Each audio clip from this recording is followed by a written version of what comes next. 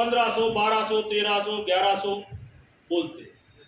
ये गणितीय रूप से गलत है, क्योंकि हमारा ये एबेकस क्या है, इकाई, दहाई, सैकड़े में एक लोगे, 1100 नहीं बोलोगे, दो अंक नहीं लोगे। 1200, 1300, 2300, 2400, 2800 जो हम प्रयोग करते हैं, समाज में चल रहा वो एक अलग चीज है, लेकिन एज ए मैथमेटिक्स टीचर हमें नहीं बोलना चाहिए, ठीक है ना। तो यहाँ पर सैकड़ा, इकाई, दहाई, सैकड़ा, इकाई पर भी 1, दहाई पे 2, सैकड़े पे 1, इकाई, दहाई, सैकड़ा, 1000 पे 1 और 10,000 पे 2। 10 जहाँ पे भी आता है हम 2 सीधी संख्या लेते हैं। तो जैसे इसकी बात करेंगे तो क्या आएगा, 500 यानी कि 50,022। इसी तरीके से देखो, मैंने थोड़ी बड़ी संख्या ले ली, आप बड़े से स्टार्ट करें। शुरुआत बच्चे की बहुत इजीएस्ट वे में होनी चाहिए, इतने से शुरुआत करिए पहले। तो ये कितना हो गया आपका, अगर मैं इसमें 3 डालूं तो पहले 32 एक संख्या, दो संख्या, सीधा 1000, 10,000 पे नहीं। और जीरो पे भी आप इतनी जल्दी न जाएं, मैंने यहाँ पे जीरो पे ले लिया है।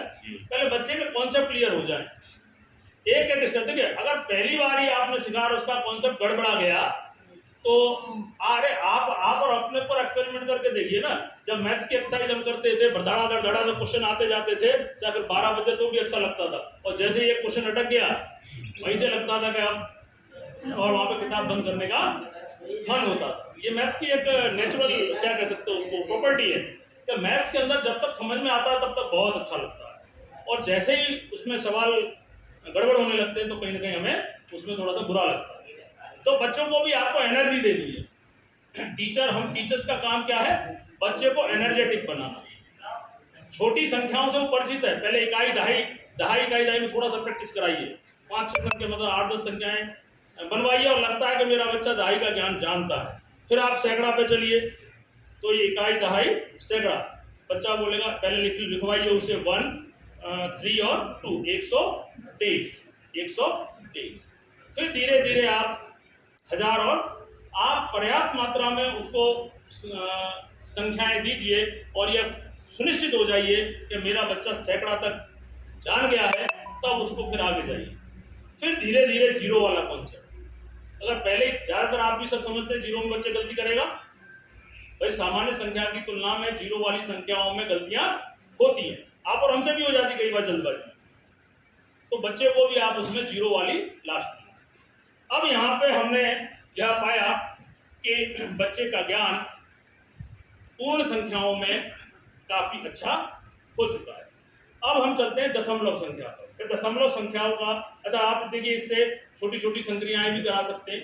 देखो इसकी, देखिए इसकी एक विशेषता और है, इसमें आपको 9 ये आएंगे मोती, 9 से ज्यादा नहीं आएंगे। जैसे ही आपका 10वां मोती होगा तो वो हासिल वाला जो कॉन्सेप्ट है, जैसे यहाँ पे मान लो 9 है, और जैसे ही 10वां आएगा तो फिर यहाँ पे वो 1 हासिल हो जाएगा, और 9 जैसे 10 आते हैं, मान लो इसमें 10 मोती हो जाते हैं, तो 10 का तो यहाँ पे लिखेंगे नहीं, 10 का क्या करते हैं, जीरो ही तो पीछे छोड़ते, तो ये सारे खाली हो जाएंगे, और 10 का यहाँ पर 1 जाएगा, 10 का 10 नहीं जाएगा, 10 का क्या करेंगे, 1 जो हम हासिल चढ़ाते हैं, ठीक है ना। तो इस तरीके से इस रॉड की विशेषता, इसमें अधिकतम आपके मोती कितने आएंगे, 9, ठीक है ना, 9 से ज्यादा नहीं आएंगे। अब देखिए छोटा छोटा जोड़ आप इससे करा सकते हैं। आप 2 एबेकस ले लीजिए, 2 एबेकस हम ले लेते हैं पैरेलली, और मैंने पहले ही आपको कहा शुरुआत हमें सरलता से करनी है, फिर जैसे जैसे आपका बच्चा आगे बढ़ता जाए आप उसमें थोड़ी टिपिकल संख्याएं डालते जाए। 1 एबेकस ले लिया, हमें सिखाना है जोड़, 1 एबेकस मैंने और ले लिया, ऐसा ही सेम उसको पैरेलल में रख दिया। इस प्रकार से रखा कि उसकी इकाई की रॉड इकाई से मैच हो, दहाई की रॉड दहाई से मैच हो, सैकड़े की सैकड़े से। उद्देश्य यह है कि बच्चों को जोड़ सिखाना। फिर वही बात, शुरुआत छोटे से करनी, ऐसा नहीं कि इसमें 8 रॉड हो और उसमें 6 हो, तो 8 और 6 कितना हो गया, 14, फिर वो बच्चा बिलबिलाता फिर नहीं, पहले छोटी छोटी 2 हैं, दूसरी रॉड में यहाँ पे एक बढ़ा के रख लीजिए, इस वाले में 3 रख लीजिए, इसमें 4 रख लीजिए, और इसमें 2 रख लीजिए, पैरेलल में रख दीजिए।